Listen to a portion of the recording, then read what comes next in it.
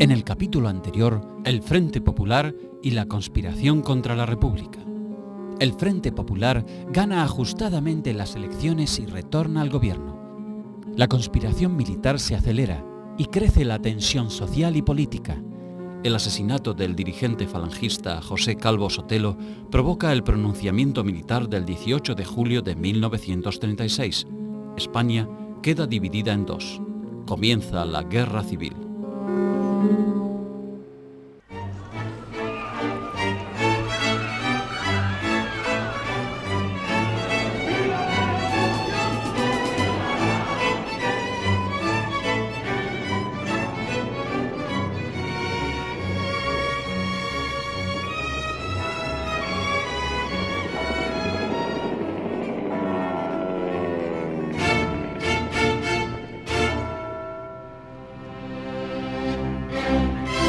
La Guerra de las Columnas.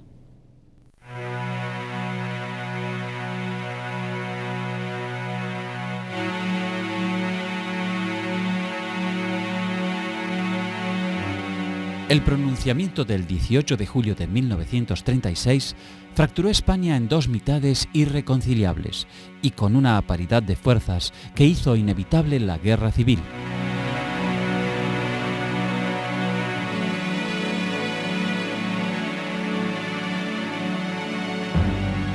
El levantamiento militar planificado con paciencia por el general Emilio Mola desde Navarra no estaba del todo articulado, pero la guarnición de Melilla en África se sublevó sorpresivamente para evitar un inesperado registro policial que amenazaba con descubrir un depósito de armas clandestino, y esa circunstancia obligó a adelantar la ejecución del golpe. Para colmo, el fracaso de la rebelión en Madrid, Barcelona, Bilbao y Valencia alteró los planes de los conjurados. Mola envió dos columnas hacia la capital española, una desde Valladolid y otra desde Pamplona. El control de Madrid era fundamental para lo que imaginaban como un rápido descabezamiento del gobierno y una represión enérgica de cualquier resistencia. El problema inmediato se centró en tratar de que el grueso de las tropas coloniales, eventualmente aisladas en Marruecos, pasaran a la península, consolidaran la situación del general Gonzalo Queipo de Llano en Andalucía y atacaran Madrid por el sur, mientras Mola lo hacía por el norte.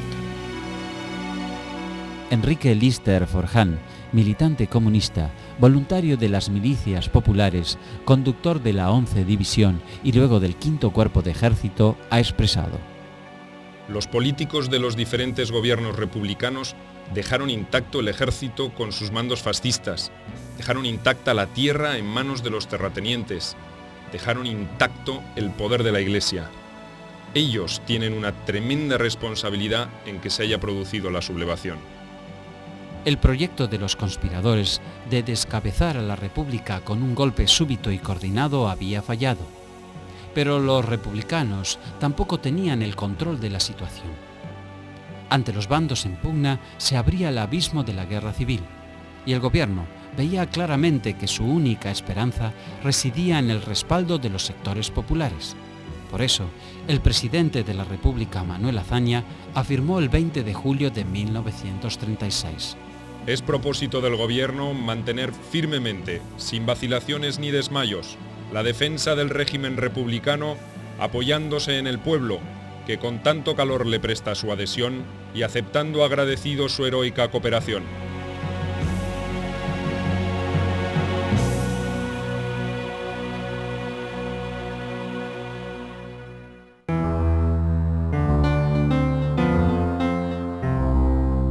El ejército español, en 1936, era pobre en equipamiento y sus conocimientos técnicos continuaban fijados en la primitiva guerra del Rif.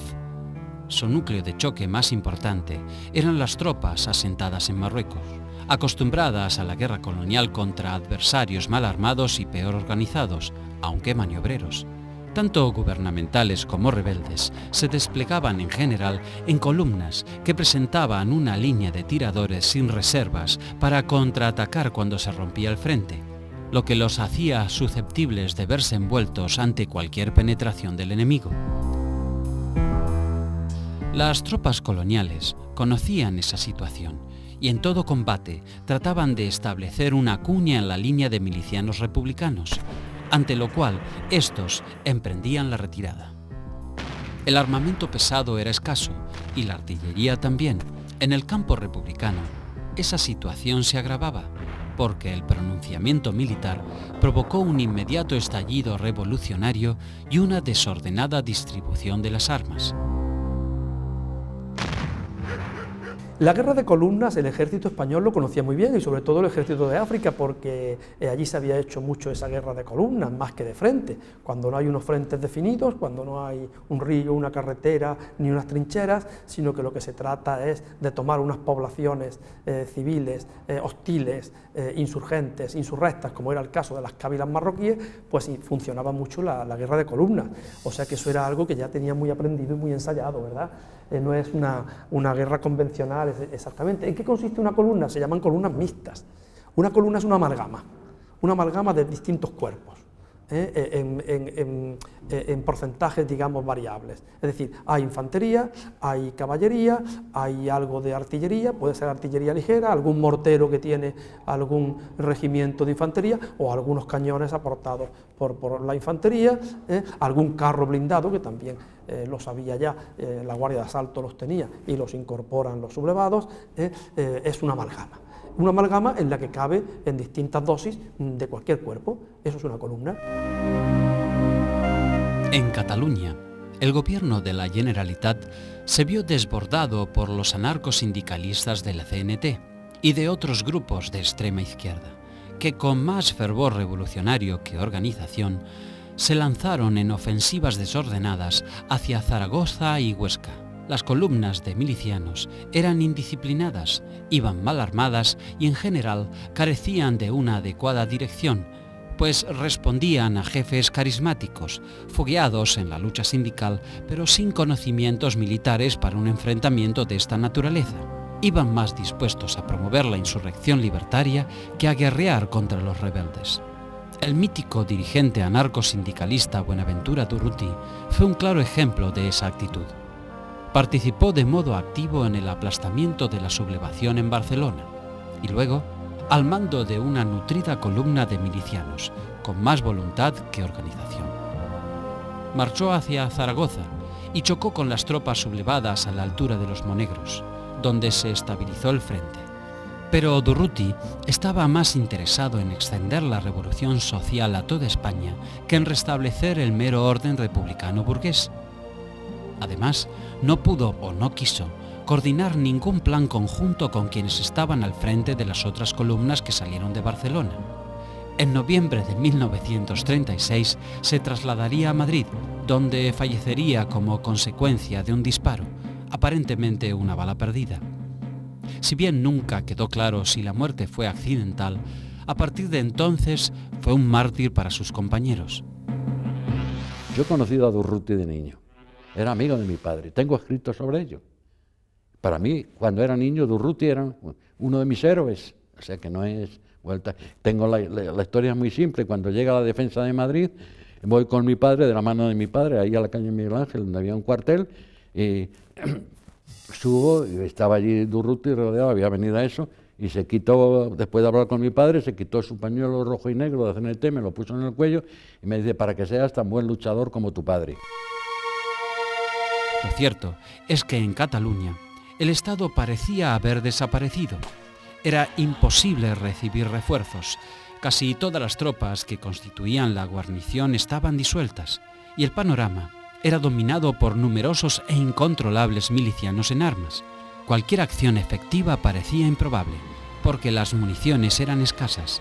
Gran parte del armamento quedó en la retaguardia empleado en tareas de control, y los oficiales republicanos no podían hacerse obedecer. La sublevación en zona republicana lo que provoca es el desmoronamiento, digamos, de las instituciones del Estado, y una creación y el surgimiento de una situación de mezcla de poderes de diverso tipo. Un poder legal, el republicano, que oficialmente más o menos respetan las milicias, pero son las milicias las que de alguna manera han acabado con la sublevación en la calle, y se han hecho con armas y tampoco, digamos, las entregan, y organizan sus propios comités de vigilancia, y dentro de esos comités de vigilancia y de control control y de supuestas brigadas antifascistas, hay mucho delincuente común que se había puesto en la calle y que naturalmente utiliza esa situación de caos para robar, para el pillaje, ¿no? Y para, en fin, hacer todo tipo de barbaridades. En el campo rebelde, en cambio, el control militar evitó cualquier tipo de desorden, y hasta las estructuras milicianas, compuestas por falangistas y requetés, quedaron subordinadas a los militares profesionales. Cualquier desobediencia o indisciplina suponía el fusilamiento. Cuando en una zona manda Franco, manda el ejército, no manda nadie más. Y si alguien quiere más, se le llama al orden y ya está. En la zona republicana hay distintos proyectos democráticos, revolucionarios y en conflicto, ¿no? Y en conflicto. Por lo tanto, no hay esa unidad compacta. Pero también hay que decir que tampoco hay esa unidad compacta porque, entre otras cosas, la República es democrática hasta el final. Con todas las tragedias que pasan, sigue siendo pluripartidista hasta el final. Quiero decir que hay liberales, hay republicanos, hay demócratas, hay comunistas, socialistas, anarquistas. Los problemas principales de los sublevados eran la carencia de un mando único por la muerte del general José Sanjurjo, víctima de un accidente aeronáutico, y la imposibilidad, en los primeros días, de contar con las tropas africanas para plasmar una ofensiva a fondo contra Madrid. La defección de la Marina y de parte de la aviación impedía el paso del estrecho. Solo unos pocos contingentes moros y legionarios habían logrado llegar a Sevilla por vía aérea y en barco a algunos puertos en los primeros días después del alzamiento. El paso del estrecho comienza a producirse el mismo 19 de julio. El mismo 19 de julio en barcazas y en pequeños barcos empiezan a llegar pequeños contingentes al puerto de Algeciras, al puerto de algún otro puerto del estrecho, pues quizá a San Roque o a Tarifa y a Cádiz. Claro, ese paso del estrecho estaba obstruido por el grueso de la flota.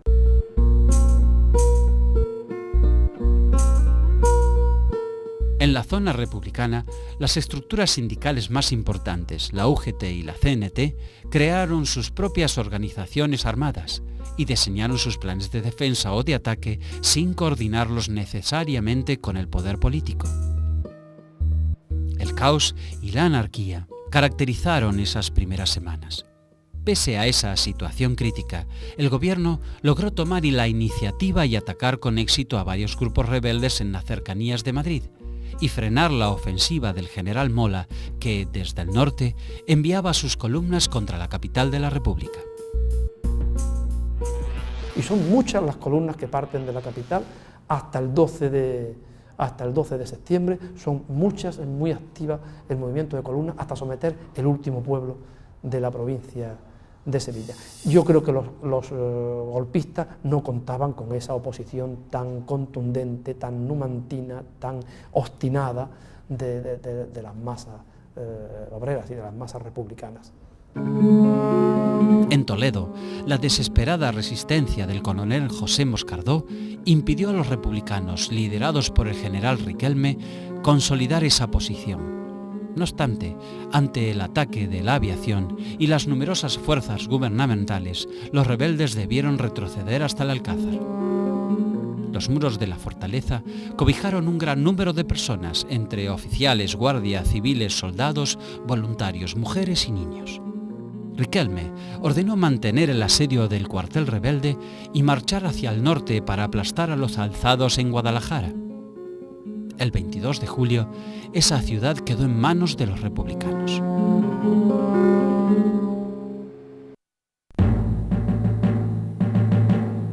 Las fuerzas gubernamentales, bajo el mando del general José Riquelme y López Bagó y del coronel Ildefonso Puigdengolas Ponce de León, se fijaron como objetivo inmediato mantener el control en Guadalajara, Alcalá y Toledo, y dominar los puertos de la Sierra del Guadarrama, cercanos a Madrid, para establecer una fuerte contención al avance rebelde. Por su parte, las columnas nacionales pretendían también alcanzar los puertos, pero, de hecho, puesto que los republicanos llegaron primero, optaron por marchar hacia los Altos Serranos.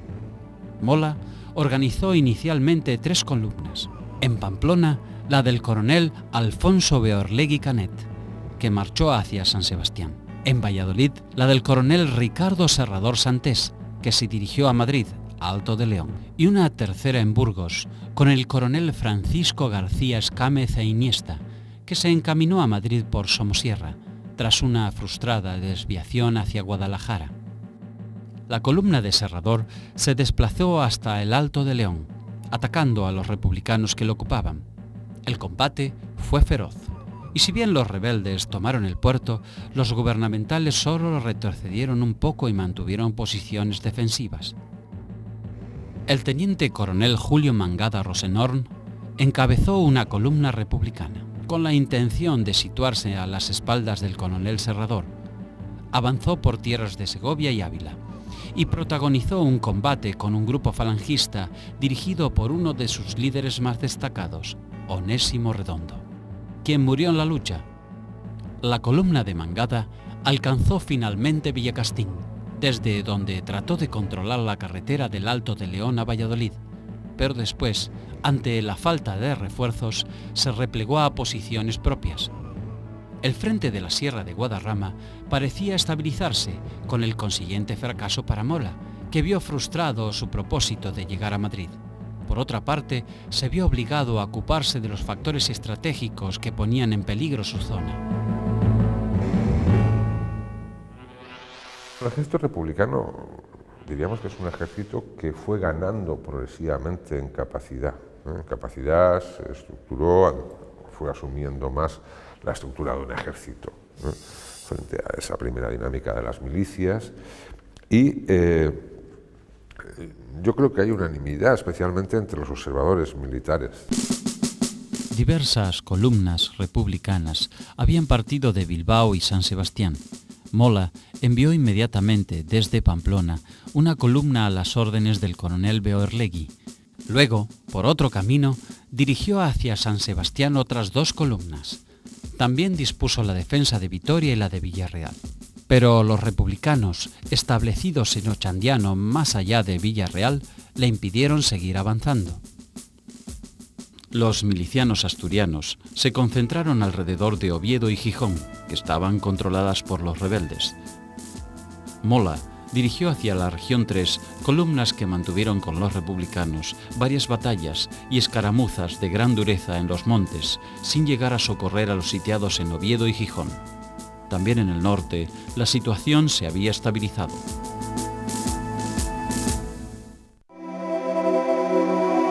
A finales de julio, parecía que la única actividad militar de cierta importancia estaba en Andalucía. Queipo de Llano contaba allí con suficientes municiones y disponía de una fuerza mínima pero eficiente, de moros y legionarios, que habían podido llegar desde Marruecos a pesar del bloqueo republicano. Pudo asegurarse así la posición rebelde en Córdoba, Granada y Huelva. La situación cambió a fines de julio de 1936, cuando el general Francisco Franco obtuvo el respaldo de los gobiernos de Benito Mussolini en Italia y Adolfo Hitler en Alemania. Aviones y barcos de transporte de esos países proveyeron de pertrechos bélicos a los sublevados y posibilitaron el traslado de unidades enteras a Andalucía. Hitler no autorizó por el momento a sus aviones a efectuar bombardeos, pero Mussolini sí lo hizo con los suyos. El apoyo de Hitler y Mussolini fue un apoyo que efectivamente lo consiguió Franco a través de sus enviados a Hitler, que llegaron, se entrevistaron con él el día 25 de julio en Alemania, y a través de las relaciones que estableció en Tánger con diplomáticos italianos. La base de cómo se consiguió este acuerdo pues es relativamente complicada, porque estaba antes la idea de que ya estaba preparada de antemano la ayuda italiana y alemana. No es así, no había Italia había ayudado a los conspiradores en otros momentos, pero no en ese. Primero fue el 25 de julio, esa misma noche, cuando los enviados por Franco a Alemania, a entrevistar con Hitler, esa misma noche Hitler decide ayudar pues, con unos cuantos aviones que serán muy importantes porque posibilitarán precisamente el paso del estrecho de las tropas de Marruecos. Y Mussolini, diríamos que tarda un poco más en decidirse. Se va decidiendo progresivamente del 25 al 28, sobre todo cuando se da cuenta que las potencias occidentales no van a reaccionar. O mejor dicho, cuando se da cuenta que las potencias occidentales ya están dejando aislada a la República. Y cuando se da cuenta, bueno, pues que mandando 12 aviones y algo más, él piensa que puede ser una ayuda decisiva y rápida. Entonces rápida se equivoca, claro. El 5 de agosto, un pequeño convoy naval compuesto por un mercante y 2 motonaves de pasajeros, protegido por un pequeño guardacostas y un cañonero, comenzó a cruzar el estrecho con 2.500 hombres, armas y municiones. El convoy fue descubierto por un destructor gubernamental que hubiera podido hundirlos a todos, pero el convoy logró llegar a Algeciras gracias a la decidida resistencia de la débil escolta y la disuasión de 3 trimotores italianos Savoia 81, que con sus ametralladoras y picados pusieron en fuga al buque republicano. La pequeña escaramuza fue considerada una gran victoria naval, y la propaganda prefirió silenciar el papel jugado por alemanes e italianos y aludir a la situación como el convoy de la victoria. Lo cierto es que en esta circunstancia solo fueron transportados 2.500 hombres. De hecho, el traslado de los efectivos marroquíes de una orilla a la otra fue, en cierta medida, confiado a los transportes aéreos alemanes e italianos. Pero los Junkers Ju-52 solo podían transportar 12 o 14 hombres en cada viaje, y los Savoia SA-81 no transportaban personas porque eran aviones de bombardeo y ataque a tierra. El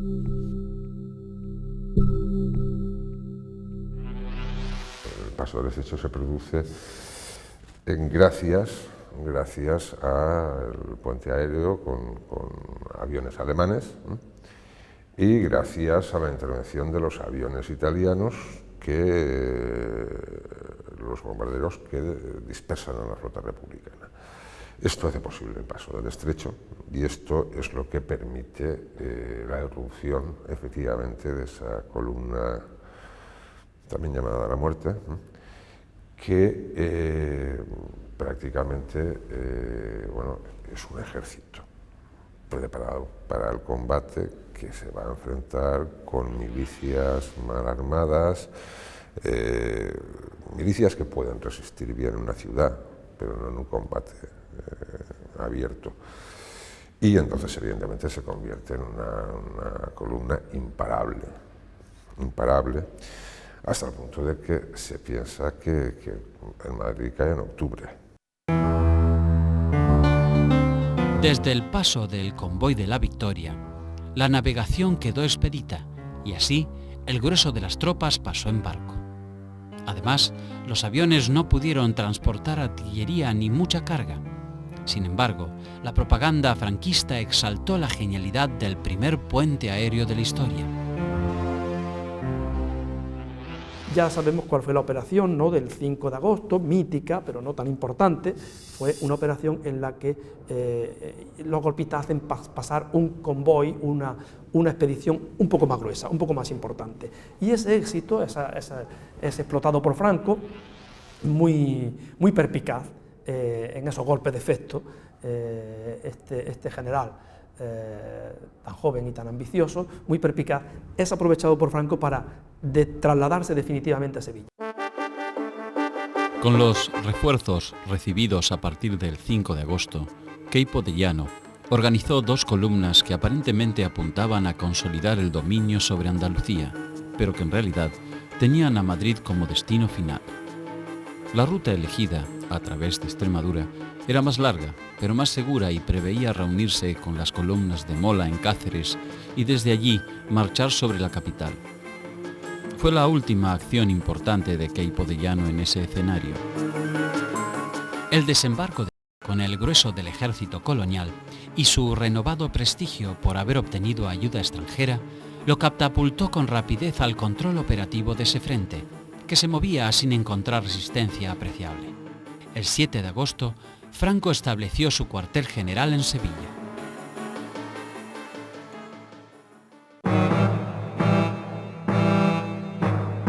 El avance del ejército del sur, con los nuevos refuerzos, parecía imparable.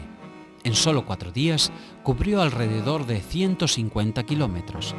La pequeña resistencia de los campesinos no era significativa contra contingentes de tropas profesionales apoyadas por artillería y aviación.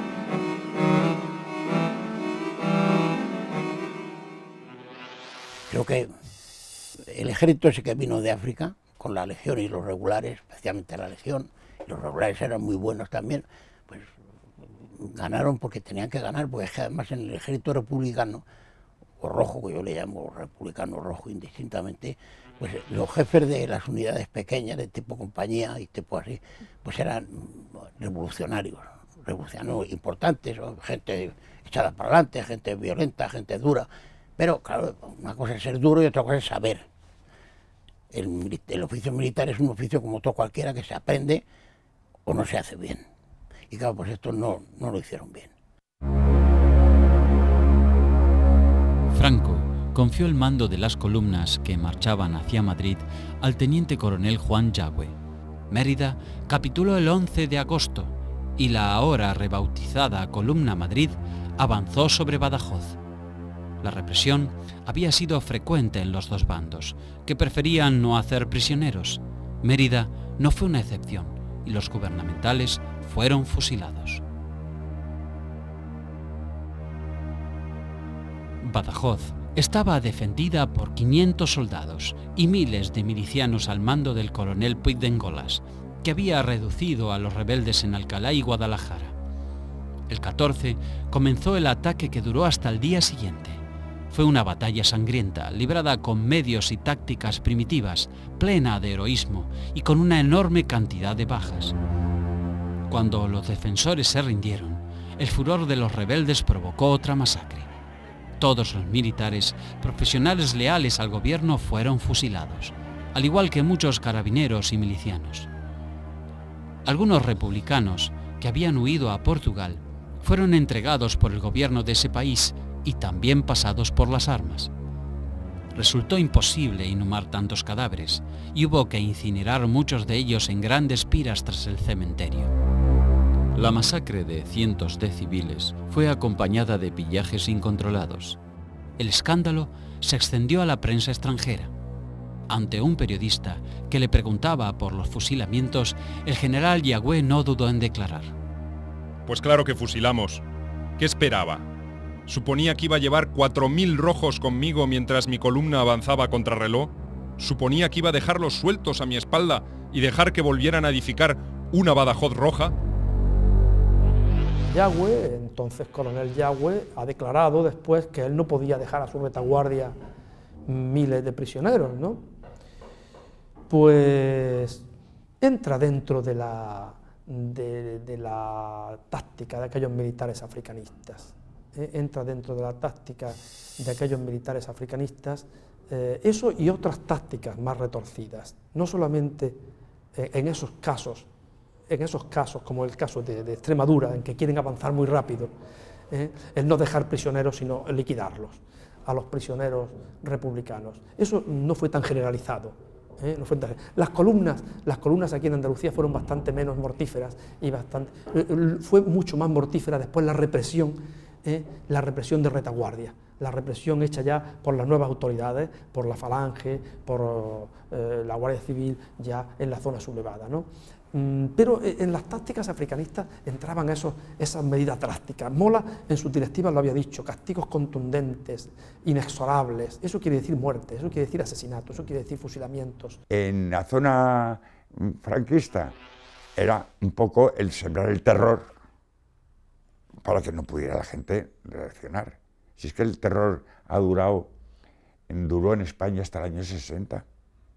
La gente que había sido republicana en España en el fondo no se movía por el miedo. Tuvo que venir otra generación para que fuera antifranquista. Una juventud, los hijos de esos.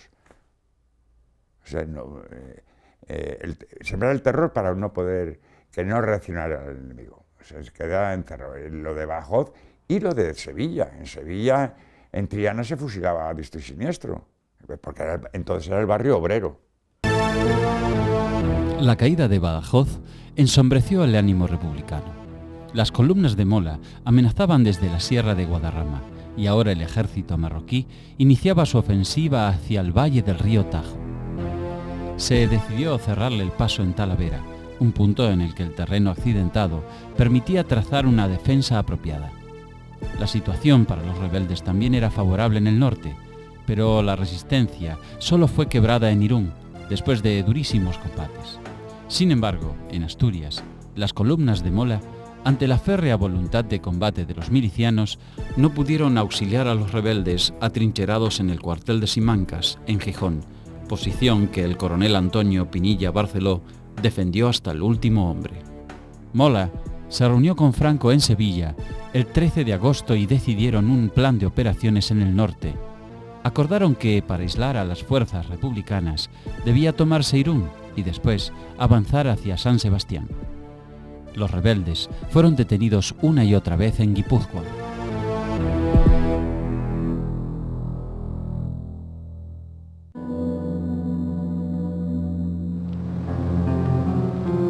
La posición clave de los republicanos en Irún era el fuerte de San Marcial. Los atacantes comenzaron su asalto el 26 de agosto apoyados por artillería, aviación y legionarios. La batalla fue el enfrentamiento más duro ocurrido hasta entonces. Duró hasta el 2 de septiembre ininterrumpidamente, tanto de día como de noche. Finalmente, las fuerzas rebeldes, bajo la dirección del coronel Beorlegui, tomaron la fortificación. Gran parte de la población civil huyó hacia el cercano territorio francés. Desde principios de agosto, el gobierno republicano se abocó seriamente a organizar un ejército capaz de enfrentar la amenaza rebelde, pero el presidente del Consejo de Ministros, José Giral, chocó con la realidad de la escasa representatividad de la coalición que encabezaba. Las estructuras de milicianos no estaban muy convencidas de dejarse conducir por los pocos cuadros de oficiales profesionales confiables que quedaban. Además, eran proclives a responder primero a las estrategias de sus partidos o sindicatos antes que a las necesidades de un gobierno que solo tenía influencia sobre el centro de España. A pesar de que la formación de batallones de voluntarios fue decretada el 2 de agosto, hasta septiembre no se formaron los primeros. Esas milicias se forman sobre todo a raíz del golpe. Se forman y cobran tal importancia porque la propia República, el propio gobierno de la República, disuelve legalmente y por decreto los regimientos militares. ¿Por qué? Por desconfianza hacia los militares profesionales. Probablemente esa medida pues también debilita, porque quizá debía haberse apoyado más el gobierno en los militares profesionales, pero claro, también hay que comprender que los que se han sublevado son militares y que sospechan que si mantienen a los regimientos con esos mandos pueden sublevarse también en la retaguardia republicana. El 16 de agosto, el poeta Federico García Lorca, que estaba en la casa de un amigo, el también poeta Luis Rosales en Granada, fue detenido por un grupo falangista. Rosales, partidario del alzamiento, trató de interceder ante el comandante José Valdés, que ejercía de gobernador civil en Granada, pero García Lorca fue fusilado en un barranco de Biznar el 19 de agosto. En esos días, los republicanos, bajo la dirección del capitán Alberto Bayo Guiraut, desembarcaron en Mallorca y, a pesar de contar con la ventaja de la sorpresa y con superioridad militar, no pudieron dominar la situación, víctimas de su propio desorden. A fines de mes habían perdido capacidad ofensiva y permanecían cerca del litoral, al amparo de los cañones de sus barcos, mientras que los rebeldes eran, por su parte, incapaces de expulsarlos.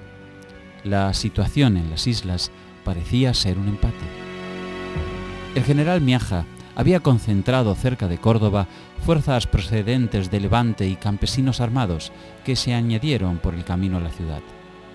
Hacia el 20 de agosto, un destacamento de esas fuerzas, la columna dirigida por el comandante Pérez Salas, emprendió la marcha contra Córdoba. Estaba a 14 kilómetros cuando fue atacada por la aviación italiana.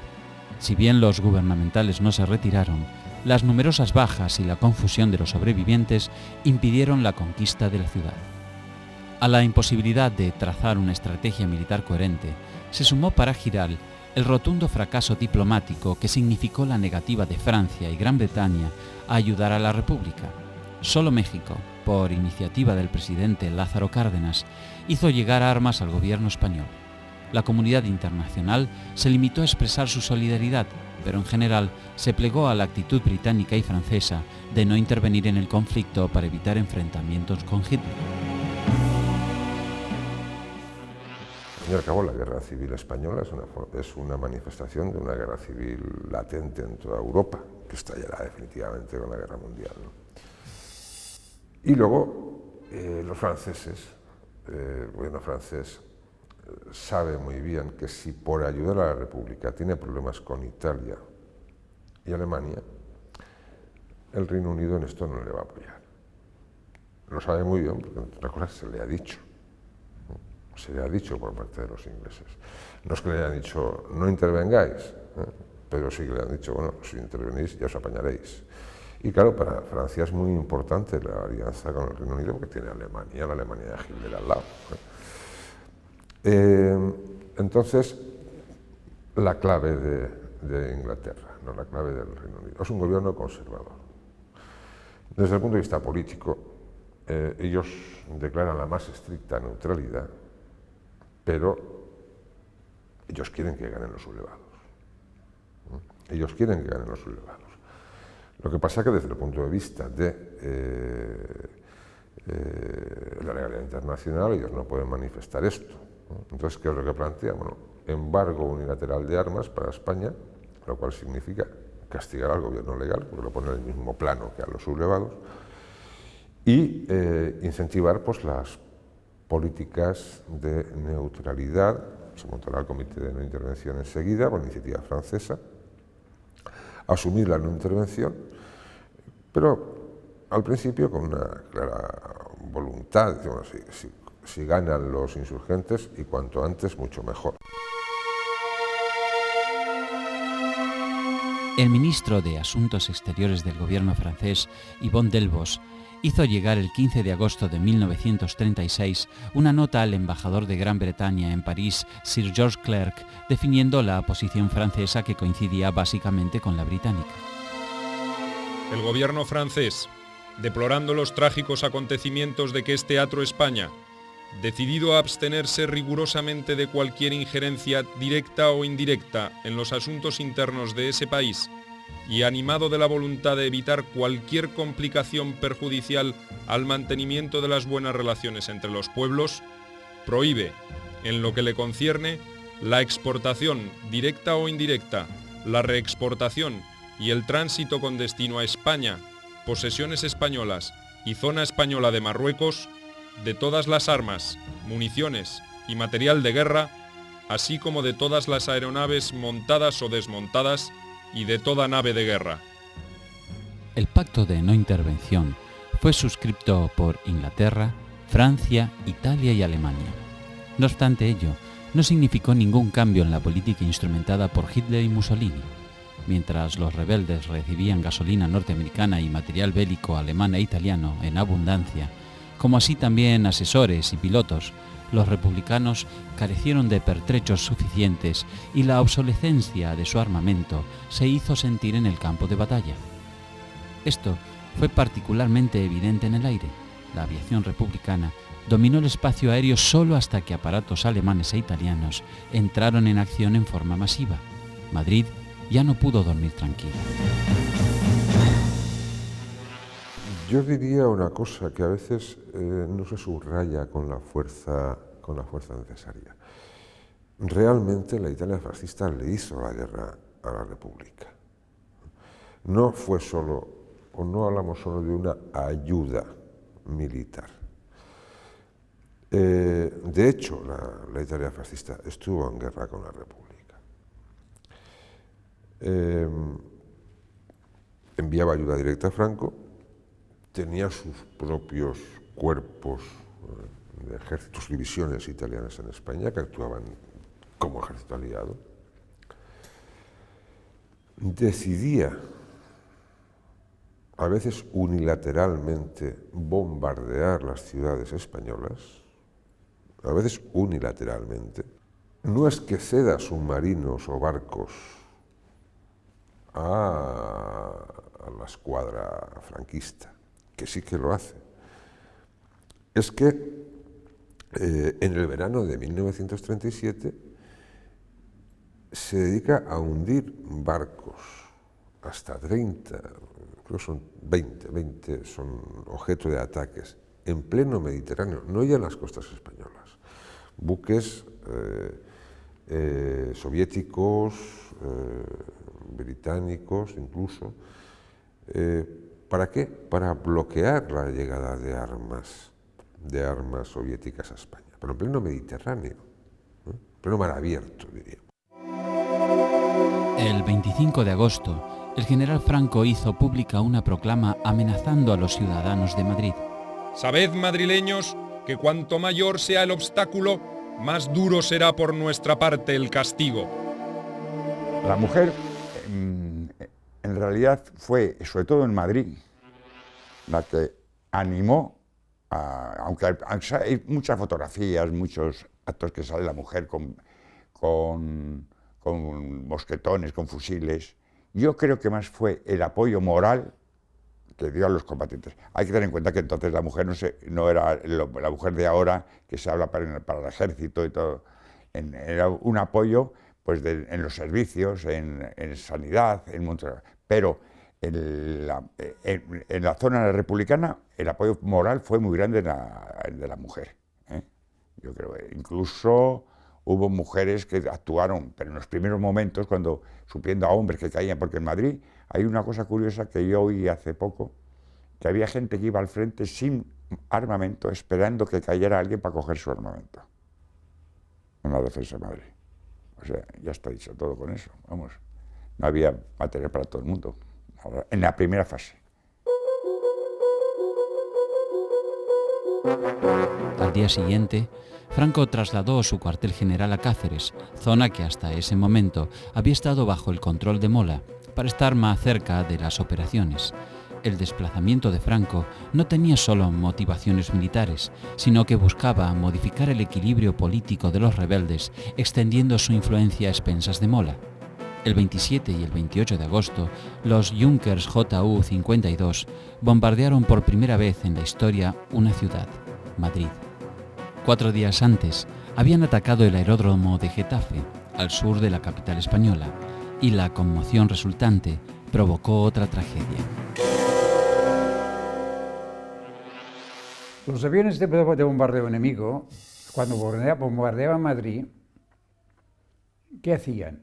Pues cuando ya casi a la hora de cenar, que venía la oscuridad, venía pues la aviación enemiga a bombardear y caían las bombas donde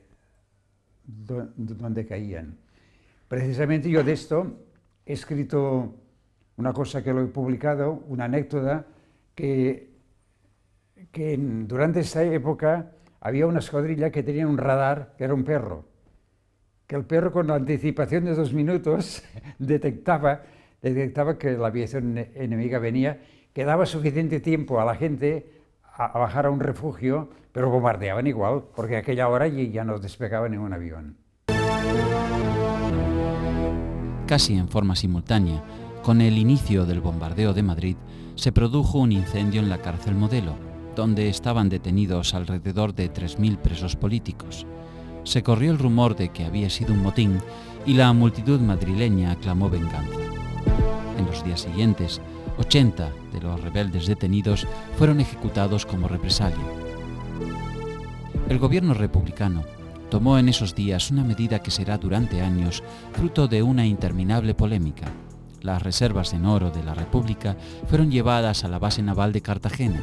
Desde allí, una parte menor fue mandada a Francia y el resto fue enviado a Moscú para financiar la ayuda rusa que equilibraría la situación militar en el futuro inmediato. Esa decisión fue denunciada por los rebeldes, que vieron en ella una ocasión publicitaria importante. El presidente de la Junta de Defensa Nacional, Miguel Cabanillas, declaró el 25 de agosto: Interesa a esta Junta, en el orden moral, destacar una vez más el escándalo que ante la conciencia universal ha producido la salida del oro del Banco de España, decretada por el mal llamado Gobierno de Madrid. Al mismo tiempo que comenzaba el bombardeo de la capital, Yagüe incrementó la fuerza de sus columnas con nuevos refuerzos llegados de Marruecos, dirigiéndose a Talavera y encontrando en el camino fuerte resistencia republicana. La batalla por la ciudad duró desde el 1 al 3 de septiembre y concluyó con la victoria de los rebeldes.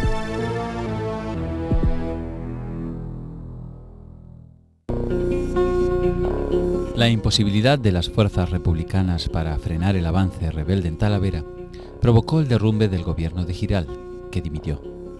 Como presidente de la República, Azaña había sostenido cuanto pudo a Giral, que era militante de su mismo partido, pero se imponía un gobierno capaz de dirigir a las milicias.